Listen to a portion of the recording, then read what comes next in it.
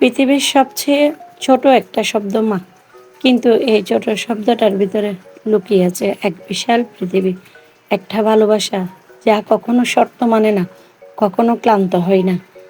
আমরা যখন কিছুই জানতাম না, হাঁটতে পারতাম না, কথা বলতে পারতাম না, তখন আমাদের সব কিছু ছিল একটাই মানুষ, মা। আমাদের কান্না বুঝতে পারতো, ক্ষুধা বুঝতে পারতো, ভয় বুঝতে পারতো, রাত জেগে থাকতো শুধু যেন আমরা একটু শান্তিতে ঘুমাতে পারি। আসসালামু আলাইকুম, কেমন আছেন সবাই? আল্লাহর অশেষ রহমতে আশা করি আপনারা সবাই ভালো আছেন।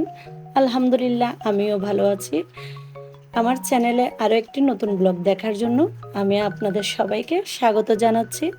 কাছে এবং দূরের সবাইকে সুস্বাস্থ্য কামনায় আমি নতুন একটি ভিডিও শুরু করতে যাচ্ছি।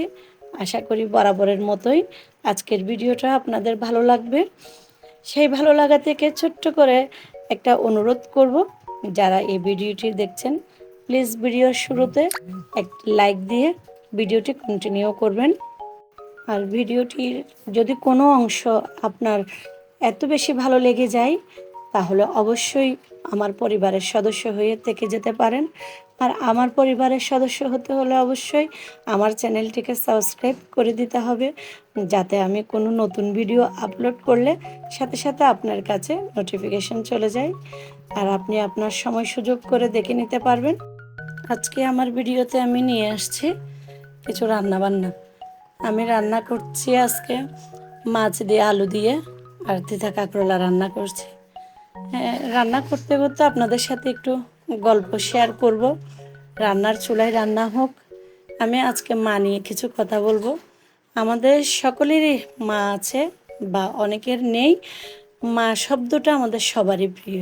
জন্মের সময় থেকে আমরা মাকে কষ্ট দিয়ে আসছি, সেই থেকে একেবারে বড় হওয়া পর্যন্ত আমরা মাকে কষ্ট দিয়ে থাকি। যে বড় হয়েছি এখন মাকে কষ্ট দিচ্ছি না তা নয়, এই যে আমরা আসতে দেরি হয়, স্কুলে গেলে, কলেজে গেলে, বন্ধু বান্ধবীর বাসায় গেলে যে মা একটা অপেক্ষা করে, অনেক টেনশন করে, সেটাও কিন্তু একটা বড় কষ্ট। স্কুলে আমার প্রথম দিন আমি ভয় পেয়েছিলাম, কিন্তু মা হাসি মুখে বলছিল, ভয় পাস না, আমি আছি।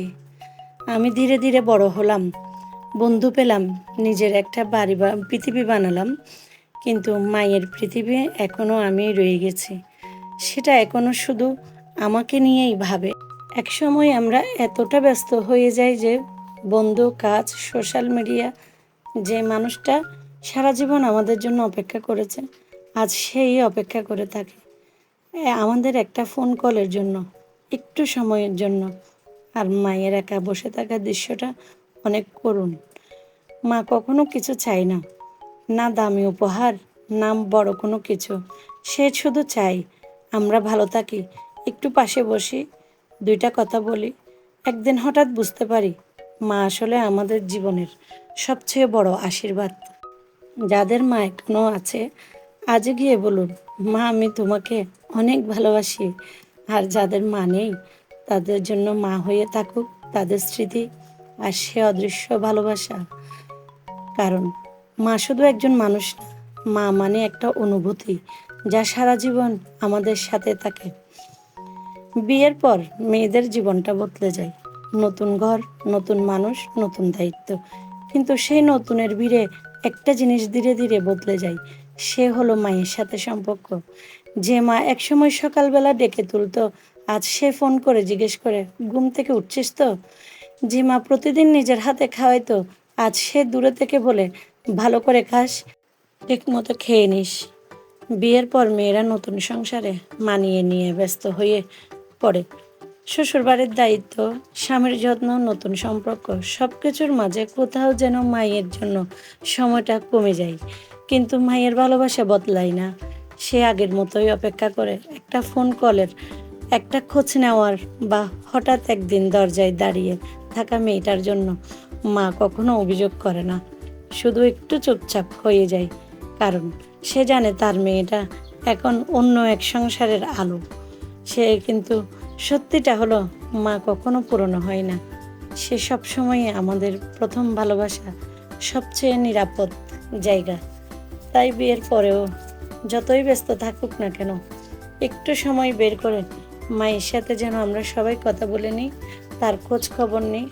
কারণ একটা মা, তুমি কেমন আছো, এই ছোট্ট প্রশ্নটাই তার কাছে পৃথিবীর সবচেয়ে বড় সুখ। সংসার যত বড়ই হোক না কেন, মায়ের জায়গা কখনো কেউ নিতে পারে না। আর বিয়ের পর আমরা তো মেয়েরা প্রতি কদমে কদমে বুঝি মা জিনিসটা কি। যখন যখন আমি মা হয়েছি, তখন আমি খুব ভালো করে বুঝতে পেরেছি মা হওয়ার কষ্টটা কি। এবং আমি যখন আমার বাচ্চাগুলোকে মানুষ করছি, তখন আমি বুঝতে পারছি আমার মাও ঠিক একইভাবে আমাকে কষ্ট করে যত্ন করে মানুষ করেছে। তার কি কষ্ট হয়েছে সেটা আমি এখন প্রতিটা কদমে কদমে বুঝতে পারি। আমার রান্না এখন শেষ হয়ে এসেছে, আমার ভিডিওটা শেষ পর্যায়ে চলে এসেছে। জানি না আবার কখন আপনাদের সামনে নতুন ভিডিও নিয়ে আসতে পারি। চেষ্টা করব অতি দ্রুত আপনাদের সামনে আরেকটা নতুন ভিডিওর সাথে গল্প শেয়ার করতে। যারা ধৈর্য ধরে আমার পুরো ভিডিওটার সাথে ছিলেন, তাদেরকে আমি জানাচ্ছি অসংখ্য অসংখ্য ধন্যবাদ ও আন্তরিক ভালোবাসা। মায়ের প্রতি ভালোবাসা, শ্রদ্ধাবোধ সবারই থাকে। তবে আরেকটু কষ্ট দিব আপনাদেরকে এই ভালোবাসা থেকে। আমার ভিডিওটি ভালো লাগলে একটা অবশ্যই সাবস্ক্রাইব করবেন। অনেক ছাত্রছাত্রীরা লেখাপড়ার জন্য হোস্টেলে থাকছেন, অনেকে চাকরিজীবী মহিলা, সময়ের জন্য রান্না করতে পারছেন না। তাদের ঘরোয়া রান্না খেতে মন চাইলে অর্ডার করতে পারেন। আমি ডেসক্রিপশন বক্সে আমার ঠিকানা, ফোন নং দিয়ে দিয়েছি, যোগাযোগ করতে পারবেন।